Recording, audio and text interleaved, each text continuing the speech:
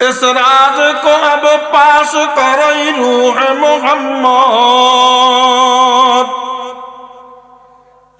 इस राज को अब पास करई रूह मोहम्मद। आयात इलाही का निगहबान किधर जाए, आयात इलाही का निगहबान किधर जाए। আল্লাহ রাব্বুল আলামিন বলেন, ওয়াইদ আখাযাল্লাহু মিসাকান নাবিয়্যিন লামা আতাইতুকুম মিন কিতাবিন ওয়া হিকমাহ সুম্মা জাআকুম রাসূলুম মুসাদ্দিকুল লিমা মাআকুম লা তু'মিনুন্না বিহি ওয়া লা তানসুরুন্নাহ। এই আয়াতের মধ্যে আল্লাহ রাব্বুল আলামিন বলেন, হে আমার নবী মুহাম্মদ, আপনি স্মরণ করুন ওই সময়ের কথা যখন আল্লাহ তাআলা নবীদের অঙ্গীকার নিয়েছেন, নবীদের অঙ্গীকার গ্রহণ করেছেন। আল্লাহ রাব্বুল আলামিন বলেছেন, আমি তোমাদেরকে কিতাব এবং হিকমত, প্রজ্ঞা, জ্ঞান দান করেছি। আমি তোমাদেরকে যা দান করেছি, কিতাব, জ্ঞান, প্রজ্ঞা, হিকমত, এটা আমি তোমাদেরকে দান করেছি। অতঃপর তোমাদের কাছে একজন রাসূল আসবেন, যিনি তোমাদের কাছে যা আছে এটাকে সমর্থন করবেন, সত্যায়ন করবেন। অবশ্যই অবশ্যই তোমরা তার উপরে ঈমান আনবে এবং তাকে সাহায্য করবে। অবশ্য অবশ্য তোমরা তাকে সাহায্য করবে। ক্বালাম আকরারতুম ওয়া আখাযতুম আলা যালিকুম ইসরি। তোমরা কি অঙ্গীকার করেছ, স্বীকার করেছ, এই শর্তে আমার ওয়াদা গ্রহণ করেছ কিনা? ক্বালু আকরারনা।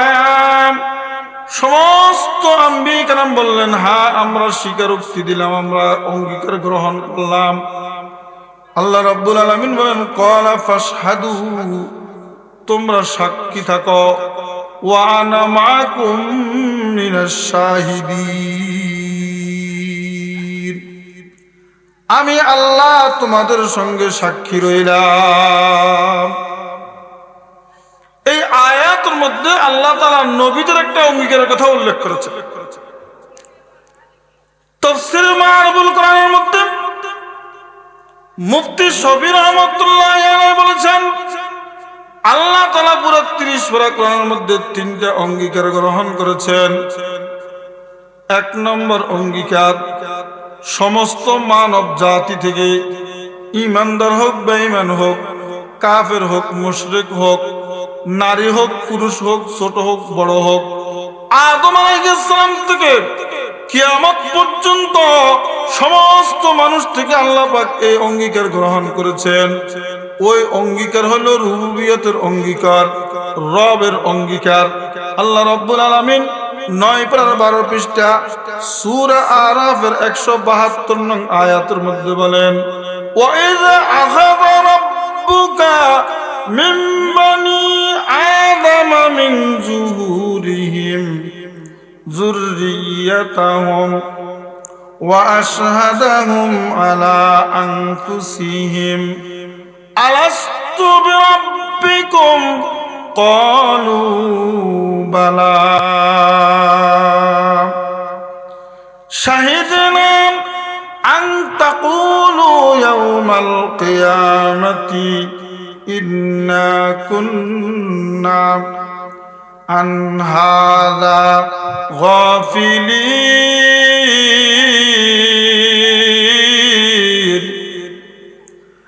আল্লাহ রাব্বুল আলামিন বলেন, ওয়াদ আখাযা রাব্বুকা, হে মুহাম্মদ সাল্লাল্লাহু আলাইহি ওয়াসাল্লাম, আপনি স্মরণ করুন ওই সময়ের কথা যখন আপনার রব, আপনার পালনকর্তা যখন আদম সন্তানকে তাদের পৃষ্ঠদেশ থেকে বের করে তাদের থেকে অঙ্গীকার নিয়েছেন, তাদের থেকে অঙ্গীকার গ্রহণ করেছেন। ওয়াশহাদাহুম আলা আনফুসিহিম, এবং তাদের নিজেদের উপরে অঙ্গীকার করাইয়াছেন।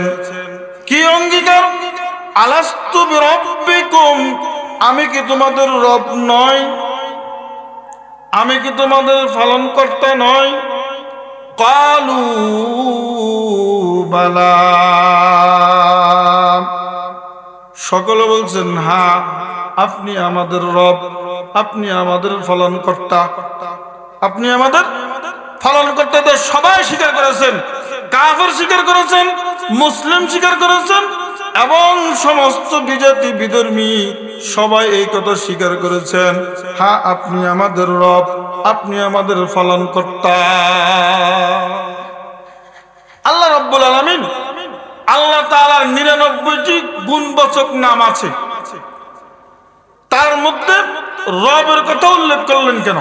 রব লালন পালনকারী, লালন পালনকারীর কথা উল্লেখ করলেন কেন? আরো অন্যান্য ওনার গুণবাচক নাম আছে। আলাস্তু বিরাজিকিকুম, আলাস্তু বিমালিকিকুম, আলাস্তু বিখালিকিকুম, আমি কি তোমাদের সৃষ্টিকর্তা নই? আমি কি তোমাদের রিজিক দাতা নই? আমি কি তোমাদের অধিপতি মালিক নই? এমন প্রশ্ন না করে আলাস্তু বিরাব্বিকুম, আমি কি তোমাদের রব নই, এই প্রশ্ন কেন করলেন? আল্লাহ রাব্বুল আলামিন জানেন এটার স্রষ্টাকে। আমাদের মতো এরকম মানুষের স্রষ্টাকে, আমাদের মনের মধ্যে কি আছে এটা জানেন কে? বর্তমান ভবিষ্যৎ কিয়ামত পর্যন্ত সব আয়নার মতো সামনে পরিষ্কার কার? আল্লাহ তাআলা জানেন। আমার এই বান্দাগুলো যখন দুনিয়ার মধ্যে যাইবে, দুনিয়ার মধ্যে যাইয়া এই রবের এই গুণ নিয়ে টানাটানি করবে। মা বলবে সন্তানকে আমি লালন পালন করেছি, বাবা বলবে আমি, মা বলবে আমি খাওয়াইছি, আমি দুধ খাওয়াইছি, আমি ছোটবেলা তাকে কত সেবা যত্ন করেছি, তার পেশাব পায়খানা পরিষ্কার করেছি। আল্লাহু আকবার। বাবা বলবে আমি যদি কামাই করি না দিতাম, তুমি কোত্থেকে খাওয়াই দেয়া, আমি এত কামাই করে খাওয়াইছি। এই সন্তান লালন পালনকারী বাবা বলে আমি, মা বলে আমি। আরেকটু বড় হইলে আরেকজনের কাজকর্ম করলে সে বলবে বেড়া আমার কাছে পাকি দেস, আমার এখান থেকে টাকা নিয়ে তুই চলস, তোর ফ্যামিলি আয় চালাই, তোর ফ্যামিলি আমি চালাই, আমার টাকা তোর ফ্যামিলি চলে, ফাঁকিবাজি করা যাবে না। চাকরি করলে মালিকই কব ওই বেটা দেরি হয়েছে কেন, ফাঁকিবাজি করো কেন, ছুটি চাইলে বেড়া তুমি বেড়া এত ঘন ঘন বাড়ি যাও কেন, আমার টাকায় তোমার ফ্যামিলি চলে, আমার টাকায় তুমি চলো, তুমি বাঁচিয়ে আছো, তোমার ফ্যামিলি বাঁচিয়ে আছে। এরকম টানাটানি শুরু হয়ে যা। সরকার প্রধান বলে আমি রাষ্ট্র সব মানুষকে আমি লালন পালন করি। এই জন্য ফেরাউন বলছেন রব্বুকুমুল আলা, আমি তোমাদের বড় লালন পালনকারী, আমার কি তোমরা রব মানো? ফেরাউন এরকম খোদা দাবি করে বলেছে যে আমি হইলাম তোমাদের বড় রব, আমাকে খোদা মানো। ক্ষমতার চেয়ার পাওয়ার পরে তখন এই দাপট আরো বাড়ি যায়। এই শব্দ নিয়ে পৃথিবীর মধ্যে এই লালন পালনের শব্দ নিয়ে মানুষ অনেক টানাটানি করবে।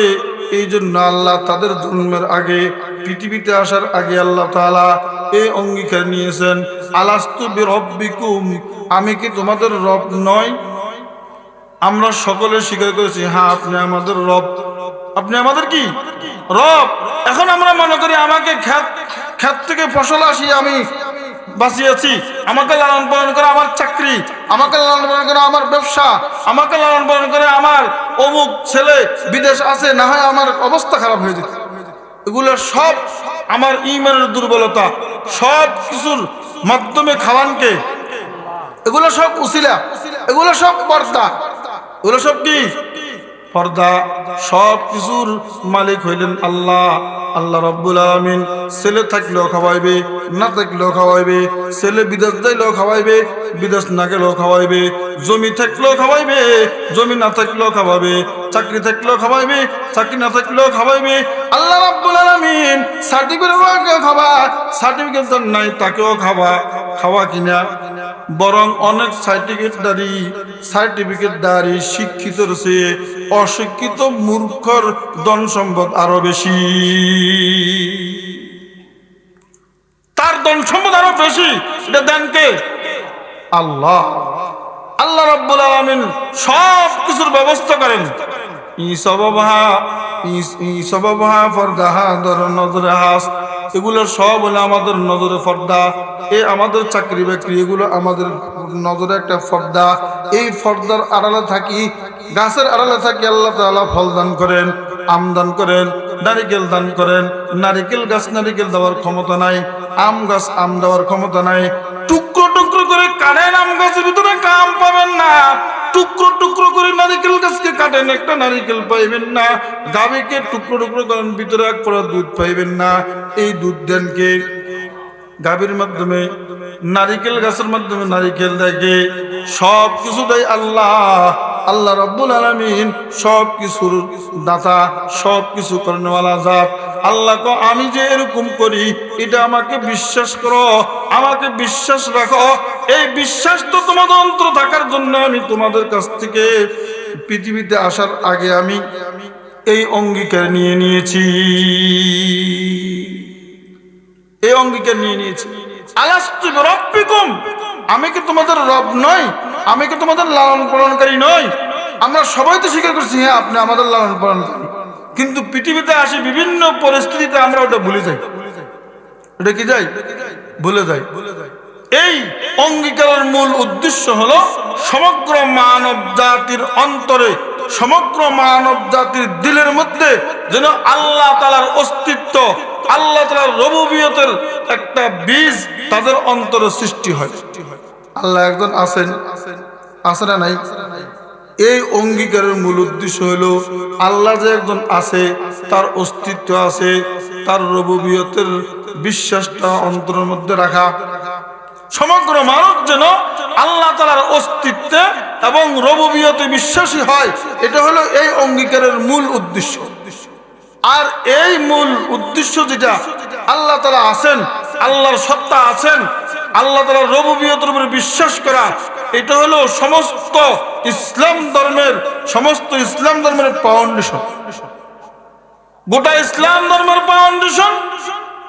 এই বিশ্বাস না থাকলে, আল্লাহ আছেন, আল্লাহর রুবুবিয়তের বিশ্বাস যদি না থাকে, ধর্মের ব্যাপারে বিবেক এবং চিন্তার গবেষণার পথ প্রদর্শনের কোনো উপকারে আসবে না। এই অঙ্গীকারের মাধ্যমে আল্লাহ রাব্বুল আলামিন আমাদের দিলের মধ্যে আল্লাহ তাআলার একটা পরিচিতির বীজ রোপণ করে দিয়েছে। যদিও আমরা এটা মনে নাই, আমাদের মনে নাই, এই অঙ্গীকারের কথা আমাদের কি নাই? মনে নাই। কিন্তু তারপরও এই অঙ্গীকারের একটা প্রতিক্রিয়া আছে। এই অঙ্গীকারের কারণে আল্লাহ তাআলার পরিচিতির একটা বীজ আমাদের অন্তরের মধ্যে রোপণ করা আছে। কোনদিন যদি এক সময় আল্লাহ তাআলা আমাকে কবুল করে, হয়তো আমি বেহাত থেকে পথে আসতে পারি, গুমরাহি থেকে আমি হেদায়েতের মধ্যে আসতে পারি।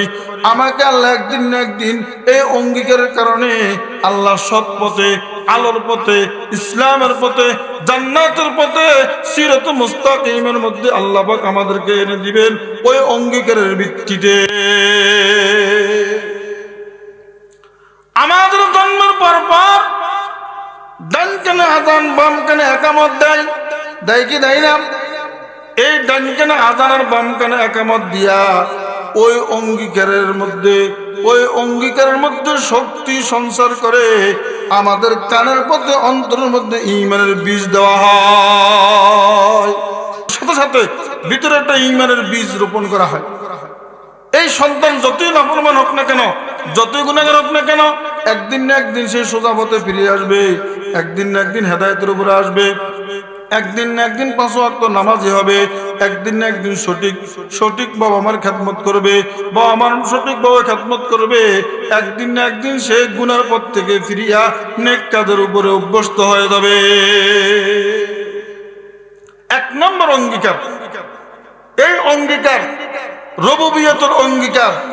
এটা কোন সময় হয়েছে, কোথায় হয়েছে? রাইসুল মুফাসসিরিন আব্দুল্লাহ ইবনে আব্বাস রাদিয়াল্লাহু তাআলা আনহু থেকে বিশ্বস্ত সনদ বিশ্বস্ত সূত্রে বর্ণনা হয়েছে। রইসুল মুফাসসিরিন আব্দুল্লাহ ইবনে আব্বাস বলেন, এই অঙ্গীকারটা গ্রহণ করা হয়েছে ওই সময়, যেই সময় আল্লাহ তাআলা আদমকে পৃথিবীর মধ্যে পাঠিয়েছেন, জান্নাত থেকে যে সময় পৃথিবীর মধ্যে পাঠিয়েছেন, ওই সময় এই অঙ্গীকারটা হয়েছে। কোন জায়গায় এই অঙ্গীকার হয়েছে? আব্দুল্লাহ ইবনে আব্বাস রাদিয়াল্লাহু তাআলা আনহু বলেন, ওয়াদি নোমান তথা আরাফাতের ময়দানের মধ্যে এই অঙ্গীকারটা আল্লাহ তাআলা আমাদের থেকে নিয়েছে। তাফসীরে মাআরিফুল কোরআনের মধ্যে সুস্পষ্ট লেখা আছে যে তাহলে এত লোক, কোটি কোটি লোক আদম আলাইহিস সালাম থেকে নিয়ে কিয়ামত পর্যন্ত সমস্ত মানুষকে তো সেখানে আরাফাতের ময়দানে একত্র করেছে, এত ছোট জায়গার মধ্যে কিভাবে জায়গা হলো? তাফসীরে মাআরিফুল কোরআনের মধ্যে মুফতি শফি রহমাতুল্লাহ লেখেন, আমরা যে বডি নিয়ে, যে 3.5 বডি নিয়ে পৃথিবীর মধ্যে আসছি, এই বডিতে সেখানে আল্লাহ উপস্থিত করেননি, বরং ছোট একটা আকৃতি দিয়েছেন, পিঁপড়ার মতো ছোট আকৃতি দিয়া আল্লাহ পাক আমাদের মধ্যে জ্ঞান বুদ্ধি দিয়া আল্লাহর কথা বুঝার মতো, আল্লাহর কথা শোনার মতো, আল্লাহর কথা বুঝে উত্তর দেওয়ার মতো সেরকম জ্ঞান দিয়া আল্লাহ পিঁপড়ার মতো ছোট করে আমাদের সকলকে আরাফাতের ময়দানে সেখানে একত্র করে, আলাস্তু বিরাব্বিকুম, আমি কি তোমাদের রব নয়? আমরা সকলে স্বীকার করেছি, হ্যাঁ আপনি আমাদের রব, আপনি আমাদের পালনকর্তা। এই অঙ্গীকার সমস্ত মানুষ থেকে নিয়েছেন আল্লাহ। এই হলো একটা অঙ্গীকার। 2 নম্বর অঙ্গীকার, মুফতি শফি রহমাতুল্লাহ লিখেন, 2 নম্বর অঙ্গীকার হলো আহলে কিতাবদের পণ্ডিত যারা, তাদের থেকে আল্লাহ অঙ্গীকার নিয়েছেন। 4 পারার 14 পৃষ্ঠা সূরা আল ইমরানের 187 নং আয়াতের মধ্যে আল্লাহ রাব্বুল আলামিন বলেন, وَإِذْ أَخَذَ اللَّهُ مِيثَاقَ الَّذِينَ أُوتُوا الْكِتَابَ لَتُبَيِّنُنَّهُ لِلنَّاسِ وَلَا تَكْتُمُونَهُ। আল্লাহ রাব্বুল আলামিন সূরা আল ইমরানের 187 নং আয়াতের মধ্যে বলেন, যখন আল্লাহ তাআলা অঙ্গীকার নিয়েছেন ওই সকল ব্যক্তিদের থেকে তাদেরকে কিতাব দেওয়া হয়েছে, আহলে কিতাব পণ্ডিতদের কাছ থেকে আল্লাহ তাআলা অঙ্গীকার নিয়েছেন, তোমাদের কাছে যে আসমানি কিতাব এসেছে অবশ্যই তোমরা এই কিতাবের কথাগুলো মানুষের কাছে বয়ান করবে, খবরদার ওয়ালা তাকতুমুনা, এটা গোপন করবে না, মানুষের কাছে বয়ান করবে। আল্লাহ তাআলার তরফ থেকে যা আসছে এই হেদায়েতের বাণী, এই কথাগুলো মানুষের কাছে তোমরা বর্ণনা করবে, অবশ্যই মানুষের কাছে বর্ণনা করবে, খবরদার কোনো কিছু লুকাইবে না, গোপন করবে না। এটা হলো 2য় অঙ্গীকার, আহলে কিতাব পণ্ডিতদের কাছ থেকে নিয়েছে। 3 নম্বর অঙ্গীকার, আমি যে আয়াত তেলাওয়াত করে প্রথমে অনুবাদ করেছি ওই অঙ্গীকার, এই 3 নম্বর অঙ্গীকার আল্লাহ রাব্বুল আলামিন 3 পারা 19 পৃষ্ঠা সূরা আল ইমরান 81 নং আয়াতের মধ্যে উল্লেখ করেছেন, নবীদের কাছ থেকে অঙ্গীকার নিয়েছেন, সমস্ত নবীদেরকে থেকে আল্লাহ তাআলা অঙ্গীকার নিয়েছেন। কখন, কোন সময়? হাকিমুল উম্মত মুজাদ্দিদে মিল্লাত আশরাফ আলী থানভী রাহমাতুল্লাহ আলাইহি লিখেন, এই অঙ্গীকার আল্লাহ হয়তো রূহের জগতে নিয়েছেন, আর ওয়াহে আলাম রূহের জগতে, অথবা পৃথিবীর মধ্যে নবীদের কাছ থেকে এই অঙ্গীকার নিয়েছেন ওহীর মাধ্যমে। ও আমার পয়গম্বরগণ, তোমরা শুনো, প্রত্যেক পয়গম্বর থেকে আদম আলাইহিস সালাম থেকে নিয়ে ঈসা আলাইহিস সালাম পর্যন্ত সমস্ত পয়গম্বর থেকে আল্লাহ এই অঙ্গীকার নিয়েছেন, এই ওয়াদা নিয়েছেন যে তোমাদের কাছে যে কিতাব এবং হিকমত, নবুয়ত, জ্ঞান, রিসালাত, প্রজ্ঞা আছে, এটা ঠিক আছে, তোমাদের কাছে এমন একজন রাসূল আসবে, ওই রাসূল যদি তোমাদের কাছে আসে তাহলে তোমরা অবশ্যই ওই রাসূলের উপরে ঈমান আনবে এবং ওই রাসূলকে সাহায্য করবে। লা তুমিনুন্না বিহি ওয়া লা তানসুরুন্না, অবশ্যই তোমরা সেই রাসূলের উপরে ঈমান আনবে এবং ওই রাসূলকে তোমরা সাহায্য করবে, অবশ্যই সাহায্য করবে কিনা? তারা স্বীকার করেছেন হ্যাঁ অবশ্যই করব। আল্লাহ কয় তোমরা সাক্ষী থাকো, আমিও সাক্ষী রইলাম। তোমরা সাক্ষী থাকো, আমিও সাক্ষী রইলাম।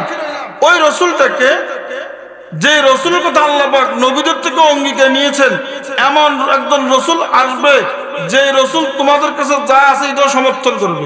সুম্মা জাআকুম রাসূলুম মুসাদ্দিকুল লিমা মাআকুম, তোমাদের কাছে যা আছে এটা সমর্থন দিবে। তোমাদের কাছে কিতাব আছে, ওই কিতাবের সমর্থন দিবে। তোমাদের কাছে হিকমত আছে, নবুয়ত রাসালাত আছে, এটার সমর্থন দিবে।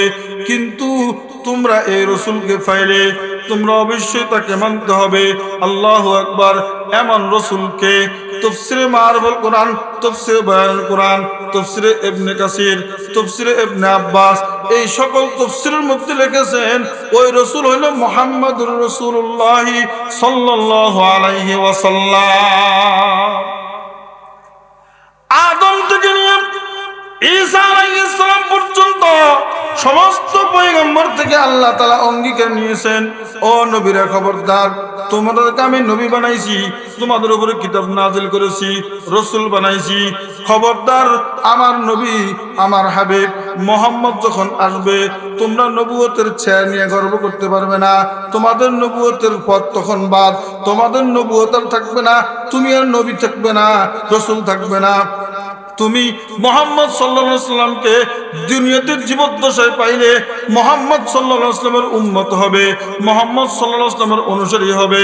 খবরদার, খবরদার, তোমার নবুয়ত, তোমার রাসালাত নিয়ে গর্ব করবে না।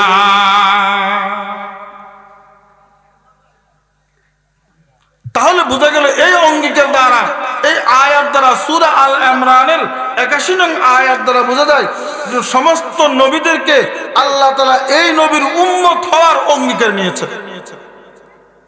আমাদের নবী, বিশ্ব নবী মুহাম্মদুর রাসূলুল্লাহ সাল্লাল্লাহু আলাইহি ওয়াসাল্লাম এত বড় নবী, এত বড় পয়গম্বর, শুধু আমরা ওনার উম্মত নয়, ওনার আগমনের পর থেকে কিয়ামত পর্যন্ত যত লোক আছে এরা শুধু নবীর উম্মত নয়, এরা শুধু মুহাম্মদ সাল্লাল্লাহু আলাইহি ওয়াসাল্লামের উম্মত নয়, বরং আদম নবী থেকে শুরু করে একবারে কিয়ামত পর্যন্ত সমস্ত মানুষ নবী করিম সাল্লাল্লাহু আলাইহি ওয়াসাল্লাম, আমাদের নবী মুহাম্মদ সাল্লাল্লাহু আলাইহি ওয়াসাল্লামের উম্মত, এবং মুহাম্মদ সাল্লাল্লাহু আলাইহি ওয়াসাল্লাম সমস্ত মানুষের নবী। इस राज को अब पास करई रूह मोहम्मद, इस राज को अब पास करई रूह मोहम्मद, आयात इलाही का निगहबान के दर जाए, आयात इलाही का निगहबान के दर जाए। ओ मोहम्मद সাল্লাল্লাহু আলাইহি ওয়াসাল্লাম, আপনি কত বড় পয়গম্বর, আপনি এই রাজকে, এই গোপন রহস্যকে আপনি এখন প্রকাশ করেন। আপনি পৃথিবীতে যান, আপনি পৃথিবীতে যাইয়া আপনি সবাইকে আপনি কালামার দাওয়াত দিয়া দ্বীনের উপর এনে মুসলমান বানাইয়া তাদেরকে আপনি ভুল পথ থেকে সঠিক পথে আনেন। সমস্ত মানুষ আপনার কথা মানতে বাধ্য। আমি সমস্ত নবী থেকে অঙ্গীকার নিয়েছি, নবীরা যদি কেউ পৃথিবীতে থাকে আপনার উম্মত হওয়া ছাড়া তাদের আর হেদায়েতের কোনো পথ নাই, হেদায়েতের আর কোনো পথ নাই তাদের। শুধু নবী থেকে অঙ্গীকার নয়, নবীদের মাধ্যমে আল্লাহ রাব্বুল আলামিন সমস্ত নবীর উম্মত থেকে, প্রত্যেক নবী স্ব উম্মত থেকে অঙ্গীকার নিয়েছেন। মূসা আলাইহিস সালাম মূসা আলাইহিস সালামের উম্মত থেকে, ঈসা আলাইহিস সালামের উম্মত থেকে, ইব্রাহিম আলাইহিস সালাম ইব্রাহিম আলাইহিস সালামের উম্মত থেকে, সমস্ত নবী তার নিজ নিজ উম্মত থেকে এই অঙ্গীকার নিয়েছেন যে তোমরা পৃথিবীতে থাকা অবস্থায় যদি মুহাম্মদ সাল্লাল্লাহু আলাইহি ওয়াসাল্লাম আসে তোমরা তাকে মানতে হবে, তার উম্মত হইতে হবে, না হয় তোমরা পথভ্রষ্ট হয়ে যাবে।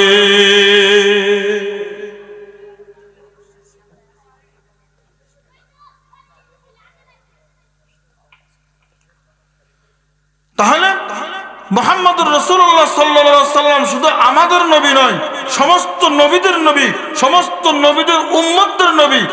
এই অঙ্গীকার অনুযায়ী, আল্লাহ তাআলার এই অঙ্গীকার অনুযায়ী সমস্ত মানুষের নবী। এটা যদি না হয় তাহলে আল্লাহ রাসূল কেন বলেছেন বুইস্তু ইলান নাসি কাফা, আমি সমগ্র মানব জাতির কাছে প্রেরিত হয়েছি। ওনার আগমনের পর থেকে কিয়ামত পর্যন্ত এগুলা তো সমস্ত মানুষ নয়, তার আগেও তো মানুষ অতিক্রম করে চলে গেছে। যদি উনি সমস্ত মানুষের উম্মত, সমস্ত মানুষের নবী না হয়তো, সমস্ত মানুষ ওনার উম্মত না হয়তো, তাহলে এই হাদিসের সহি অনুবাদ, এই হাদিসের বিশুদ্ধ অনুবাদ করা যাবে না। বুইস্তু ইলান নাসি কাফা, আমি সমগ্র মানুষের কাছে প্রেরিত হয়েছি।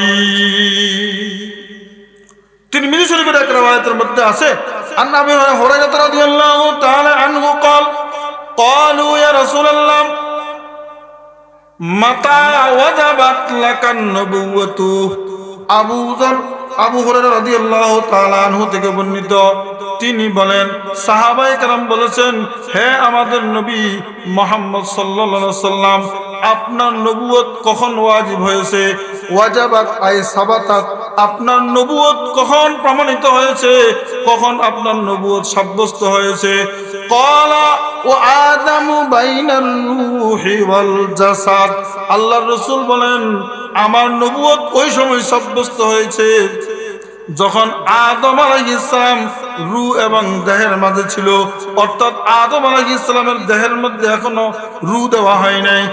আদমের সৃষ্টির পূর্বে আমি মুহাম্মদ নবী ছিলাম, আমার নবুয়ত তখন থেকে সাব্যস্ত হয়েছে।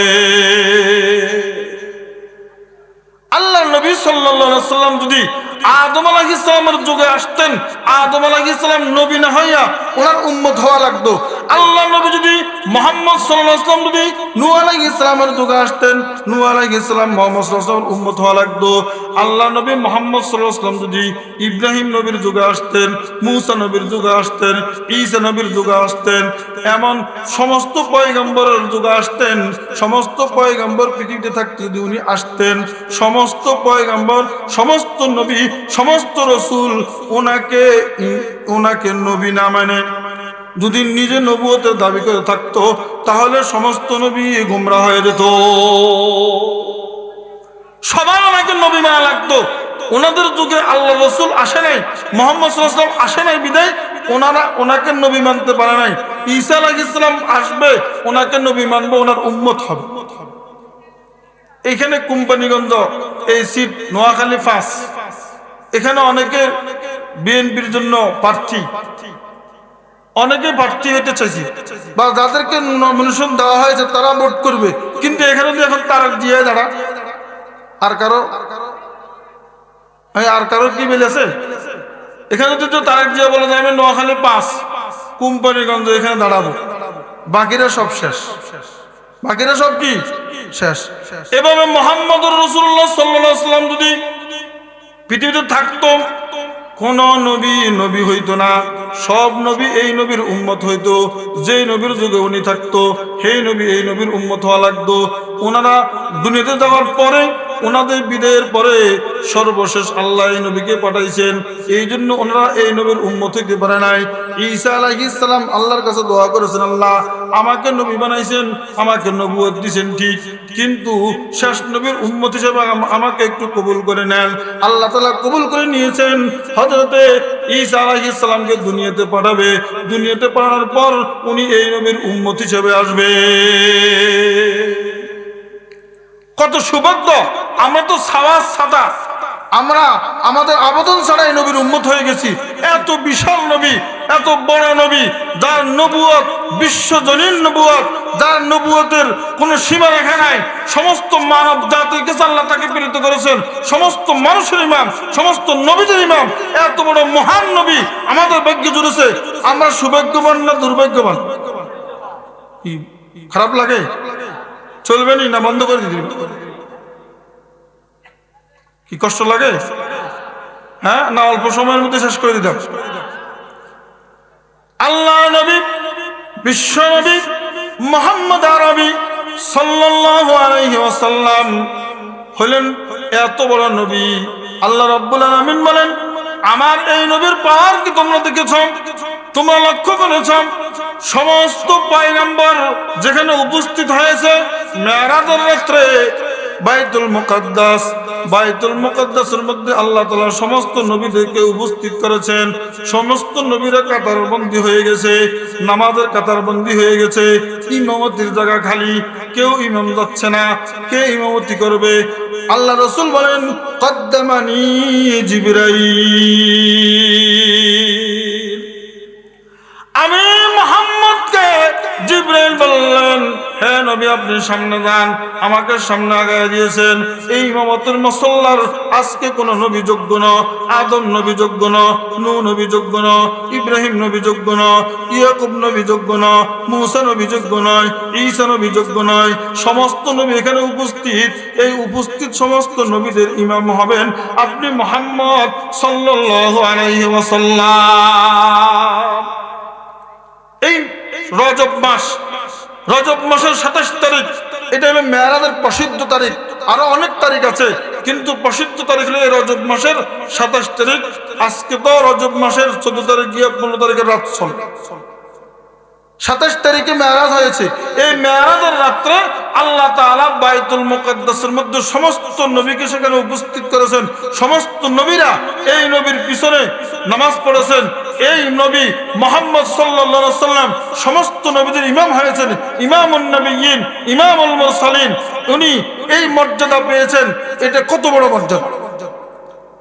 তাহলে এটা থেকে বোঝা যায় কি, উনি যেখানে আছেন সেখানে অন্য কোন নবী ইমাম হওয়ার যোগ্য নয়। উনি যেখানে আছে সেখানে অন্য কোন নবী হওয়ার যোগ্য নয়। উনি যেখানে আছে সেখানে অন্য কোন রসুল হওয়ার যোগ্য নয়। ওনাকে সবাই মানতে হবে। বাইতুল মুকাদ্দাসের মধ্যে আল্লাহ রাসূল সাল্লাল্লাহু আলাইহি ওয়াসাল্লাম সমস্ত নবীদের ইমামতি করেছেন, সমস্ত রসুলদের ইমামতি করেছেন।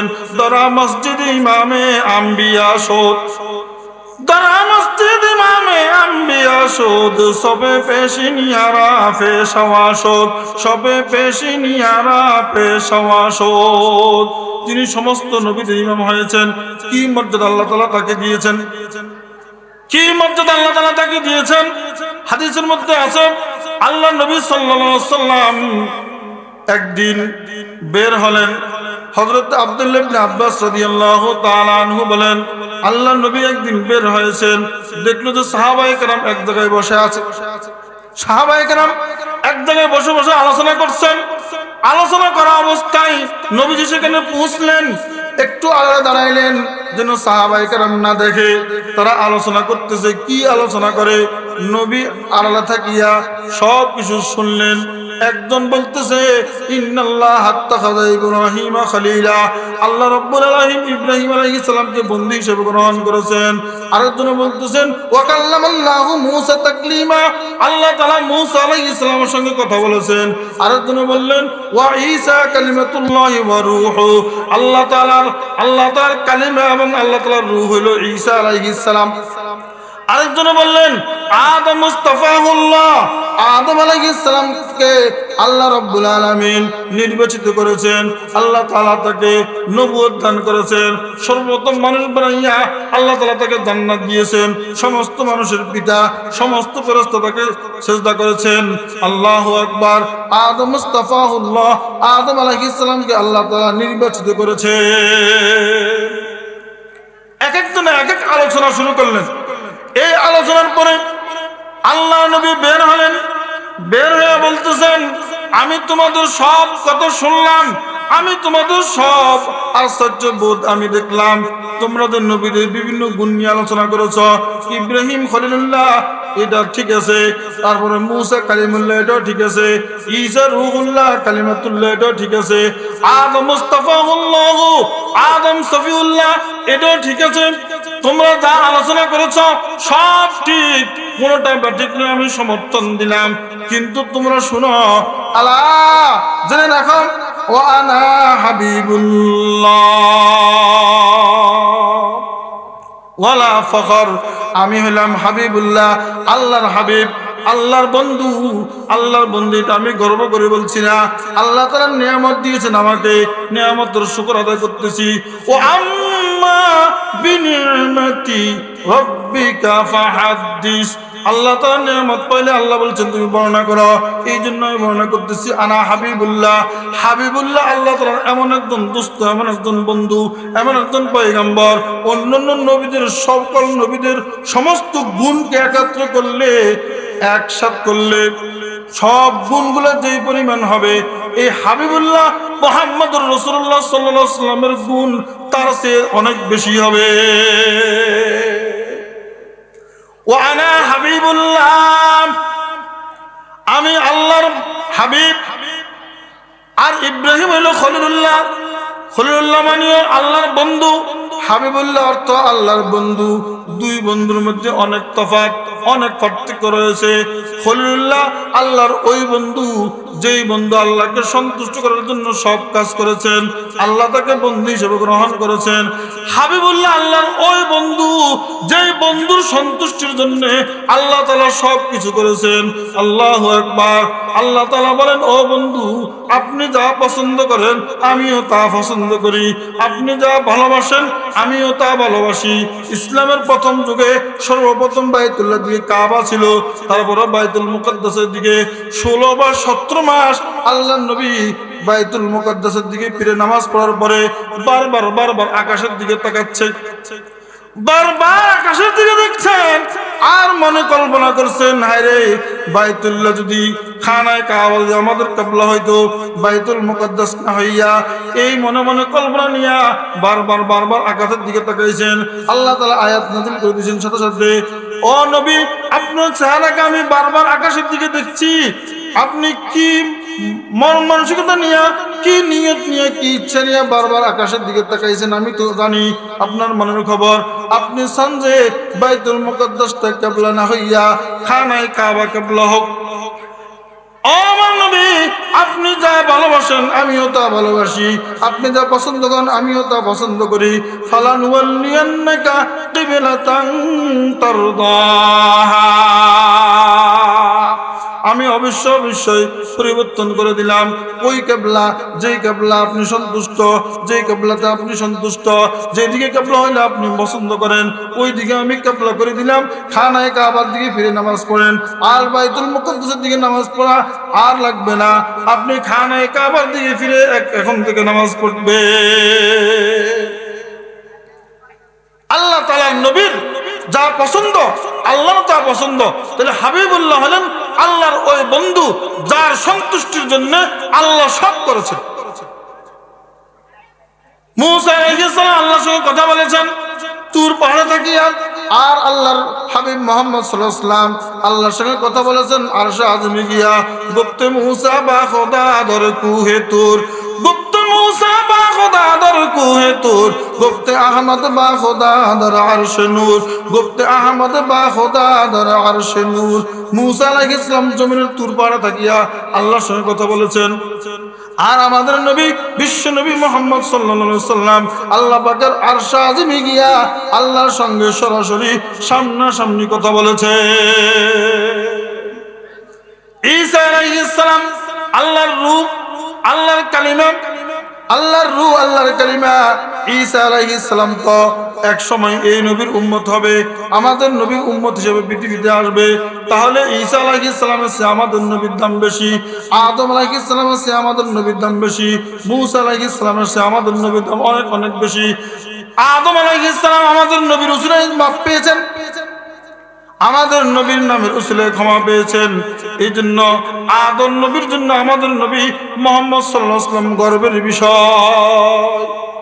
আল্লাহ রাব হাবিব সাল্লাল্লাহু আলাইহি ওয়াসাল্লাম বলেন যে সমস্ত নবীদের যে গুণ বলেছো এগুলো ঠিক আছে, কিন্তু আমার গুণগুলো জেনে নাও। ওয়ানা হাবিবুল্লাহ লা ফখর, আমি হলাম আল্লাহর হাবিব, গৌরব করে বলছি না শুকরান বলছি। ওয়ানা হামিলু লিওয়াইল হামদি ইয়াউমাল কিয়ামতি তাহতাহু আদম ফামান দুনা, আমি কিয়ামতের দিন প্রশংসার ঝান্ডা বহনকারী হব। প্রশংসার একটা ঝান্ডা হবে কিয়ামতের দিন, কোন নবী বহন করার ক্ষমতা পাবে না, কোন নবী বহন করার সুযোগ পাবে না। একমাত্র আমাদের নবী, বিশ্ব নবী মুহাম্মদ সাল্লাল্লাহু আলাইহি ওয়াসাল্লাম এই প্রশংসার ঝান্ডা বহনকারী হবেন। আর ওই প্রশংসার তলে আদম থেকে নিয়ে ঈসা আলাইহিস সালাম পর্যন্ত সমস্ত নবী, সমস্ত উম্মত কিয়ামত পর্যন্ত আনওয়ালা সমস্ত মানুষ ওই প্রশংসার ঝান্ডার তলে থাকবে। ওনার নেতৃত্ব সেখানেও চলবে। ওয়ানা আউয়ালু শাফিন ওয়া আউয়ালু মুশাফফাইন, আল্লাহ রাসূল বলেন আমি সর্বপ্রথম সুপারিশকারী, সর্বপ্রথম আমার সুপারিশ গ্রহণ করা হবে। ওয়ালা ফখরা, আমি এটা গৌরব করে বলতেছি না। ওয়ানা আউয়ালু মান ইউহাররিকু হিলাকাল জান্নাতি ফায়াফতাহুল্লাহু লি ফায়াদখিলুনিহা ওয়া মাই ফুকারাউল মুমিনিন। আল্লাহ রাসূল বলেন কিয়ামতের দিন সর্বপ্রথম আমি জান্নাতের কড়া নড়াচড়া দিব। আমার আগে কেউ জান্নাতে প্রবেশ করবে না, আমার আগে কারোর জন্য জান্নাতের দরজা খোলা হবে না। আমি সর্বপ্রথম জান্নাতের দরজায় গিয়ে গেটে গিয়ে নক দিব, আমি আওয়াজ দিব, আমার জন্য আল্লাহ তাআলা খুলে দিবেন। আমাকে সর্বপ্রথম আল্লাহ জান্নাতে প্রবেশ করাবেন। আমার সঙ্গে গরিব মুসলমান যারা, তারা আমার সঙ্গে জান্নাতে প্রবেশ করবে। ওয়ালা ফখরা, আল্লাহ রাসূল বলেন আমি গৌরব করে বলছি না, আল্লাহ আমাকে এই নিয়ামত দিয়েছেন, শুকরান বলছি। ওয়ানা আকরামুল আউয়ালিন ওয়াল আখিরিন, আমি হলাম সমস্ত পূর্ববর্তী লোকদের সবচেয়ে আমি দামি, আমি পরবর্তী লোক, পূর্ববর্তী লোক সকলে সে আল্লাহর কাছে অতি সম্মানিত।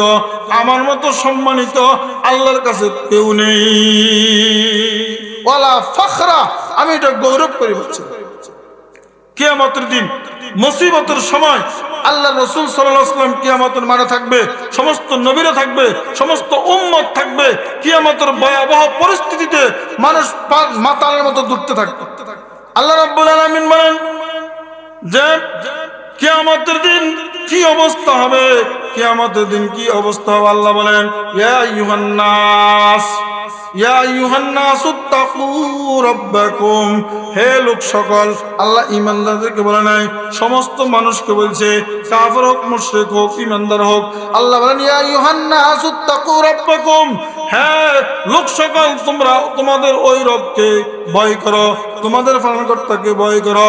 ইন্না জালজালাতিস সাআতি, ইন্না জালজালাতাস সাআতি শাইউন আযীম, নিশ্চয় কিয়ামতের ভূমিকম্প, কিয়ামতের প্রকম্প, এটা খুব মারাত্মক, শাইউন আযীম, বড় জিনিস।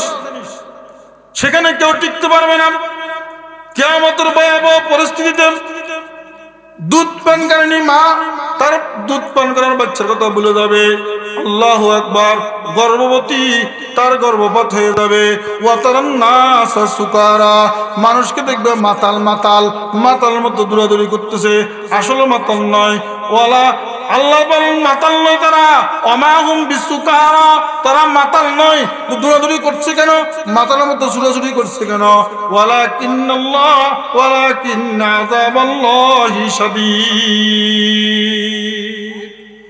ওয়ালাকিন্না আযাবাল্লাহি শাদীদ। আল্লাহর আযাব কঠিন, হাসর ময়দানের শক্ত আযাব, কঠিন পরিস্থিতি। তামার মাঠ, উপরে সূর্য, 12টা সূর্য পুরা তাপ দিচ্ছে। এখন তো সূর্যের মুখ উপরের দিকে, এটা অপরপিঠ। তারপরও গরমের সময় আমাদের সহ্য হয় না, 12টা সূর্য মাথার উপরে তাপ দিবে। আল্লাহু আকবার, মাঠটা তামার হবে, কি কষ্ট হবে। সমস্ত মানুষ কষ্ট আর সহ্য করতে পারবে না, আর বরদাস্ত করতে পারবে না। সব একত্রিত হইয়া বলবে আমরা একজন সুপারিশকারী দরকার, যার সুপারিশে আমাদের এই আযাব থেকে আমরা মুক্তি পেতে পারি। সমস্ত মানুষ আদম আলাইহিস সালামের কাছে যাবে। ও আদম নবী, আপনি সর্বপ্রথম মানুষ, সর্বপ্রথম নবী, আপনাকে আল্লাহ সৃষ্টি করে জান্নাত দিয়েছেন, আর আপনাকে আল্লাহ তাআলা ফেরেশতা দ্বারা সিজদা করাইয়াছেন। আপনি এই মুহূর্তে আমাদের জন্য সুপারিশ করেন। না না, আমি পারবো না, আমি আল্লাহর হুকুম অমান্য করেছি, নিষিদ্ধ অমান্য করেছি, আমার পক্ষে সম্ভব নয়। তোমরা নূহ নবীর কাছে যাও। নূহ নবীর কাছে যাবে, নূহ নবী বলবে না আমার পক্ষে সম্ভব নয়, আমি আমার অজান্তে, আমি জানা ছাড়া আমার সন্তানের জন্য আমি দোয়া করেছি, মনে করছি আমি সে কিস্তির আহাল, আসলে কিস্তির আহাল নয়, সে ইমানদার নয়। এটা আমার ভুল হয়েছে, আমার পক্ষে সুপারিশ করা সম্ভব নয়, তোমরা ইব্রাহিম নবীর কাছে যাও। ইব্রাহিম নবী বলবেন, না না, আমার দ্বারা সম্ভব নয়, আমার জীবনে আমি 3টা মিথ্যা বলেছি, আমি আল্লাহর কাছে অপরাধী, আমার দ্বারা সুপারিশ করা সম্ভব নয়, তোমরা মূসা নবীর কাছে যাও। মূসা নবী বলবে, না না, আমার দ্বারা সুপারিশ সম্ভব নয়, আমি বনী ইসরাইলের এক লোককে এক থাপ্পড়ে মেরে ফেলেছি, আমি আল্লাহর কাছে অপরাধী, সুপারিশ করার ক্ষমতা নাই, তোমরা ঈসা নবীর কাছে যাও। ঈসা নবী বলবেন, না না, আমার দ্বারা সম্ভব নয়, তোমরা এমন এক নবীর কাছে যাও যেই নবীর আগের পরের সমস্ত গুনাহ মাফ। ওই নবী হলেন মুহাম্মদুর রাসূলুল্লাহ সাল্লাল্লাহু আলাইহি ওয়াসাল্লাম। মুহাম্মদুর রাসূলুল্লাহ সাল্লাল্লাহু আলাইহি ওয়াসাল্লামের কাছে যাও। সমস্ত মানুষ মুহাম্মদুর রাসূলুল্লাহ সাল্লাল্লাহু আলাইহি ওয়াসাল্লামের কাছে আসবেন, আসি বলবেন, আমাদেরকে এই মুহূর্তে এই হাসরের ময়দানের যে আযাব, যে কষ্ট, এই কষ্ট থেকে আমাদেরকে মুক্তি দিয়ে দিন, আল্লাহর কাছে সুপারিশ করেন। আল্লাহর নবী, বিশ্ব নবী মুহাম্মদ সাল্লাল্লাহু আলাইহি ওয়াসাল্লাম এই কথা শুনে, আচ্ছা ঠিক আছে, সিজদার মধ্যে পড়ে যাবে। সিজদার মধ্যে পড়ে আল্লাহু আকবার কান্না শুরু করবে। আল্লাহ বলবেন, ও আমার নবী, আপনাকে কান্নার জন্য আখিরাতে আমি আপনাকে আনি নাই, আপনি মাথা উঠান, কি বলবেন বলুন, আমি শুনবো, আপনি যা চাইবেন আমি তা দেব, আপনি সুপারিশ করেন, আমি কবুল করব। মাথা উঠাইয়া বলবেন, উম্মতি উম্মতি, আমার উম্মতকে আপনি ক্ষমা করেন, আমার উম্মতের উপর রহম করেন। সমস্ত নবীরা নফসি নফসি বলবে। আদম সে তা ঈসা নবী নফসি পুকারেঙ্গে সবই, আদম সে তা ঈসা নবী নফসি পুকারেঙ্গে সবই, মেরে নবী বলে ওয়াহা ইয়া উম্মতি উম্মতি।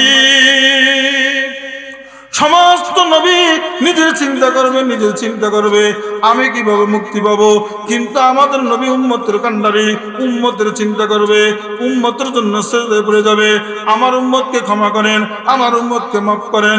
আল্লাহ রাব্বুল আলামিন একটা সীমা দিবে, ঠিক আছে, আপনার ওই উম্মতকে, এই গুণের উম্মতকে আপনি জাহান্নাম থেকে বের করে জান্নাতে নিয়ে যান, এই আযাব থেকে মুক্তি দিয়ে আপনি জান্নাতে নিয়ে যান।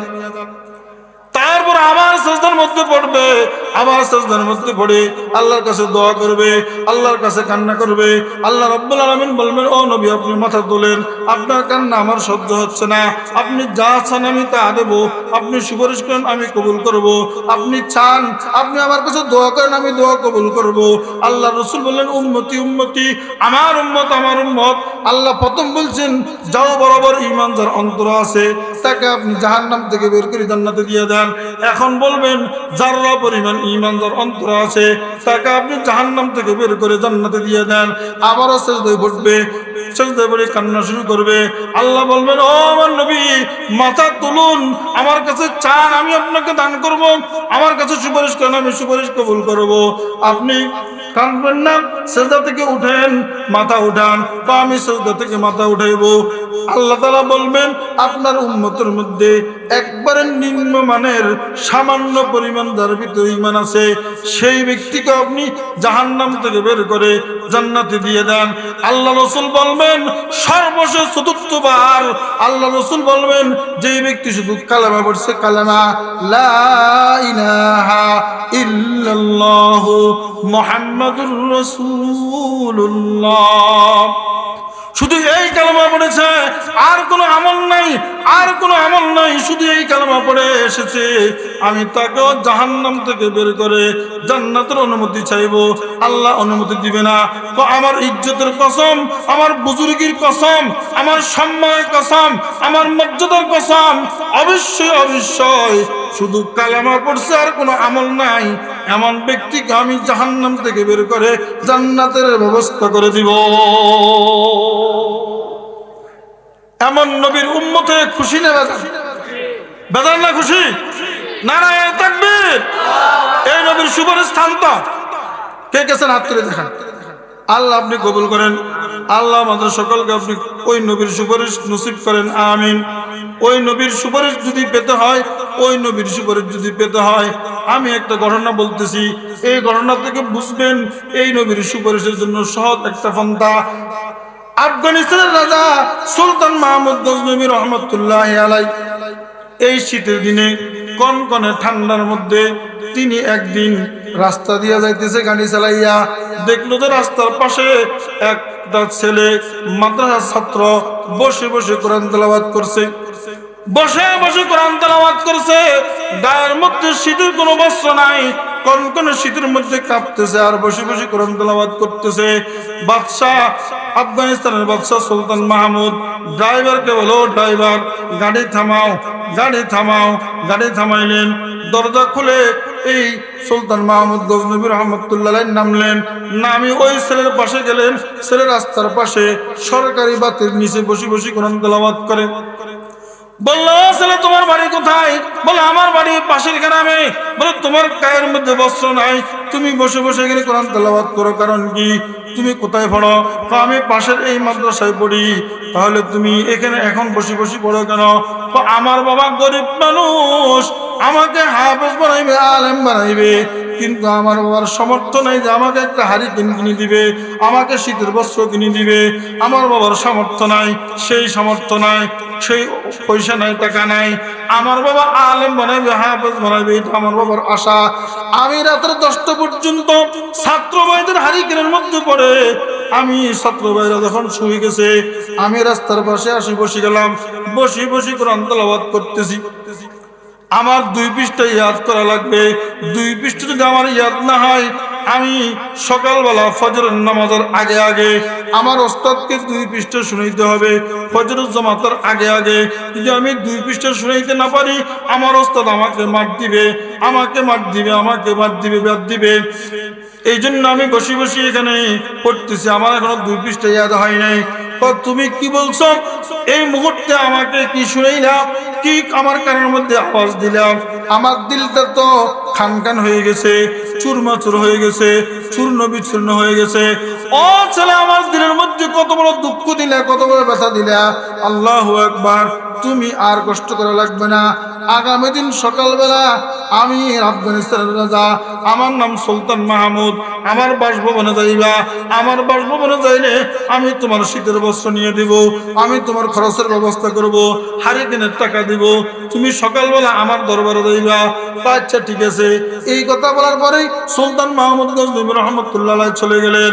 ওই ছেলেটা সেখান থেকে 2 পৃষ্ঠা মুখস্থ করে মাদ্রাসায় গেলেন। তারপরের দিন ওই ছেলে আর সুলতান মাহমুদের দরবারে যায় নাই। 1 দিন, 2 দিন, 3 দিন অতিক্রম হয়ে গেছে, ওই ছেলে যায় নাই। সেই ছেলে তো লুবি না, অর্থের লুবি না, আসলে বাস্তবে তালেবে এলেম, মাদ্রাসার ছাত্র, ইখলাসের সহিত খাঁটি নিয়তে আল্লাহকে সন্তুষ্টি করার জন্য এলেম শিখতে এসেছে। কাহারও লুবি নয়, কাহারও অর্থের লুবি নয়। রাজদরবারে আমরা যদি হইতাম, বহু আগে চলে যেতাম, রাত্রে যেয়ে সেখানে বসে দেখতাম। আল্লাহু আকবার। সে সকালে যায় নাই, 3 দিন পর্যন্ত যায় নাই। 3 দিন পর বাদশা একটা লোক পাঠাইলো, রাত্রে বেলা বলে, যাও অমুক অমুক জায়গায় যাইয়া দেখবা সরকারি বাতির নিচে একটা ছেলে বসে বসে পড়তেছে, কোরআন শরীফ পড়তেছে।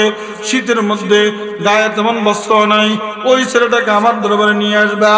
আইতে চাইবে না, তারপরও তুমি অনুরোধ করে নিয়ে আসবা, গাড়ি উঠাইবা, বলবা আবার তোমাকে গাড়ি দিয়ে এখানে পৌঁছে দিব। এইভাবে ওয়াদা দিয়ে তুমি তাকে নিয়ে আসবা। ওই লোকটা সেইখানে গাড়ি নিয়ে গেল, যা দেখতেছে সরকারি বাতির নিচে ছেলেটা বসে বসে কোরআন তেলাওয়াত করতেছে। বলে, ওই ছেলে তোমাকে 3 দিন আগে বাদশাহ যাওয়ার জন্য বলছে, তুমি যাও নাই কেন? আমাদেরকে এরকম কেউ বললে, বাংলাদেশের প্রধানমন্ত্রী যদি বলে যে আমার বাসভবনে যাবে, আমার সাথে দেখা করবা, তোমার জন্য আমি একটা কিছু উপহার দেব, তাহলে আমরা কত খুশি হয়ে যেতাম, কত আনন্দ দৌড়তাম, কত আমরা হওয়ার দেখাইতাম। ওই সন্তান যায় নাই, ছেলে যায় নাই, দুনিয়ার কোন লোভ তার অন্তরে নাই। আল্লাহু আকবার। দুনিয়ার লোভ লালসা নাই। সেই ছেলেকে ওই লোক বলতেছে, আচ্ছা তুমি এখানে বসে বসে যে কোরআন তেলাওয়াত করো, তোমাকে বাদশা দেওয়ার জন্য বলছে, যাও নাই কেন? আমার পড়ালেখার ব্যস্ততার কারণে আমি ভুলে গেছি, যাইতে পারি নাই। ঠিক আছে, এখন চলো এই গাড়িতে উঠো। না, আমার এখনো 2 পৃষ্ঠা ইয়াদ হয় নাই। আমি 2 পৃষ্ঠা মুখস্থ না করলে, সকালে ফজরের নামাজের আগে আমি উস্তাদকে না শুনিতে পারলে আমাকে উস্তাদে মার দিবে। আচ্ছা ঠিক আছে, তোমাকে এখন নিয়ে দেবো গাড়ি দিয়া, আবার এখানে পৌঁছে দিব, পরেও তুমি মুখস্থ করতে পারবা। এখন আমার সঙ্গে চলো, গাড়িতে উঠো। অনেক রিকোয়েস্ট করার পর ওই ছেলেটা গাড়ির মধ্যে উঠলো, গাড়ি করে বাদশার দরবারে নিয়ে গেলেন। বাদশা বললেন, ও ছেলে, আজ থেকে 3 দিন আগে তোমাকে বললাম, আসলে না কেন? বলে, আমার পড়ালেখার ব্যস্ততার কারণে আমি ভুলে গেছি। আচ্ছা ঠিক আছে, তোমার ডেলি খরচ কত, সপ্তাহে কত, মাসে কত, বছরে কত? এইভাবে হিসাব করে তার 1 বছরের খরচ, 1 বছরের খরচ। মাজার মধ্যে কাপড়ের একটা খুঁতি ছিল, এখন তো ব্যাগ বের হয়ে গেছে, তখন খুঁতি ছিল কাপড়ের খুঁতি। মাজার মধ্যে 1 বছরের খরচ দিয়া খুঁতির মধ্যে বেঁধে দিয়েছে। বলল, ছেলে, আমি সুলতান মাহমুদ, আফগানিস্তানের রাজা, আমি 5 ওয়াক্ত নামাজ সময় মতো জমাতে পড়ি, সুন্নতে মুআক্কাদা পড়ি, আল্লাহু আকবার কোরআন তেলাওয়াত করি। আমি আজকে 12 বছর পর্যন্ত ডেলি 100 রাকাত নফল নামাজ পড়ে আমি 2টা আশা পূরণ হওয়ার জন্য দোয়া করি, কিন্তু আজকে 12 বছর পর্যন্ত আমার এই 2টা আশা পূরণ হয় না। ও ছেলে, তোমাকে আমি খরচ দিলাম, আমার জন্য দোয়া করবা, আল্লাহ যেন আমার এই 2টা আশা পূরণ করিয়ে দেয়। 12 বছর পর্যন্ত ডেলি 100 রাকাত নফল নামাজ পড়ে পড়ে আমি দোয়া করি, কিন্তু আমার 2টা আশা পূরণ হয় না। ওই ছেলে বলল, কি আশা? 1 নম্বর আশা, বিশ্ব নবীকে স্বপ্নে দেখা। আসেনি আশা আপনাদের? আসেনি? বিশ্ব নবীকে স্বপ্নে দেখা, সরাসরি দেখতে পারি নাই, স্বপ্নে দেখবে আশা আসেনি? কার কার আশা? হাত তুলে দেখান। আল্লাহ আপনি কবুল করেন, হাত নামান। জীবদ্দশা আপনার নবীকে স্বপ্ন দেখার তৌফিক দান করেন। 1 নম্বর বিশ্ব নবীকে স্বপ্নে দেখা, এই আশা। 2 নম্বর, উত্তম লোক কারা? উত্তম লোকের সন্ধান পেয়ে উত্তম লোক থেকে উত্তম আমল শিখবো, আমিও উত্তম হওয়ার চেষ্টা করব। এই 2টা আশা আমার পূরণ হয় নাই। আজকে 12 বছর পর্যন্ত ডেলি 100 রাকাত নফল নামাজ পড়ে পড়ে আমি দোয়া করি, কিন্তু কবুল হচ্ছে না। তুমি দোয়া করবা, আল্লাহ যেন আমার এই 2টা আশা পূরণ করিয়ে দেয়। এই ছেলেকে ওই জায়গায় পৌঁছে দিয়েছেন। ছেলে মাদ্রাসায় গেছে, মাদ্রাসায় যাইয়া পুকুরের থেকে ঠান্ডা পানি দিয়ে ওযু করে মাদ্রাসার মসজিদে ঢুকলো। মসজিদে ঢুকে 2 রাকাত সালাতুল হাজত নামাজ পড়ে আল্লাহর কাছে হাত তুললো, মুনাজাত ধরলো। এইদিকে ছেলে মুনাজাত ধরছে, ওইদিকে সুলতান মাহমুদ শুয়া মাত্র চোখের মধ্যে ঘুম আইছে। এইদিকে ছেলের দোয়া চলে, ওইদিকে বাচ্চার ঘুম মাত্র আসছে, ঘুম চলে। ছেলে বলতেছে, ও আল্লাহ, আল্লাহ তুমি এখন কি দেখছ? আল্লাহু আকবার। সুলতান মাহমুদ এই এত বড় একটা দান দিল আমাকে, 1 বছরের খরচ দিল, 1 বছরের খরচ আমাকে দিল। আল্লাহ তুমি এই মুহূর্তে সুলতান মাহমুদের 2টা আশা পূরণ করিয়া দাও। এইদিকে ছেলের কান্না জড়িত কণ্ঠে দোয়া চলে, ওইদিকে সুলতান মাহমুদের ঘুম আসছে। দেখলো যে বিশ্বনবী সামনে বসা। বিশ্বনবী মুহাম্মদ আরবি সাল্লাল্লাহু আলাইহি সাল্লামকে সামনে দেখে স্বপ্নের মধ্যে, ঘুমের মধ্যে দেখে খুশি হয়ে গেল। বলতেছে, ও নবী, আজকে 12 বছর পর্যন্ত আপনার জন্য দোয়া করি, ডেলি 100 রাকাত নফল নামাজ পড়ি, আপনাকে দেখছি যে কেন? আজকে দেখলাম কিভাবে? আল্লাহ রাসূল কোনো কথা বলে না, আল্লাহ রাসূল মুস্কি মুস্কি হাসে, কোনো কথা বলছে না। আচ্ছা, একটা আশা তো পূরণ হয়েছে। 2 নম্বর আশা, আল্লাহ নবী বলেন, কি আশা? বলে, উত্তম লোক কারা? তো কেন? আমি উত্তম লোকদের সন্ধান করে উত্তম লোকদের কাছে যাব এবং তাদের থেকে নেক আমল শিখব, উত্তম হওয়ার চেষ্টা করব। আল্লাহ নবী বলেন, ও সুলতান মাহমুদ, তুমি আফগানিস্তানের রাজা, এত বড় ক্ষমতার মালিক, আমি মনে করেছিলাম তুমি জ্ঞানী, তুমি বুদ্ধিমান। আল্লাহু আকবার। তোমার বিবেকত্ব কমতি আছে, তোমার বুদ্ধির কমতি আছে, তোমার জ্ঞানের কমতি আছে। আমি তো আজ থেকে 1400 বছর আগে আমি বলে গিয়েছি, খায়রুকুম মান তাআল্লামাল কুরআনা ওয়া আল্লামা। তোমাদের মধ্যে উত্তম তারা যারা কোরআন শিখে এবং শিখায়। আমি 1400 বছর আগে বলে গিয়েছি, তোমার তো জ্ঞানের কমতি আছে, তুমি বুঝি এখনো দেখো নাই?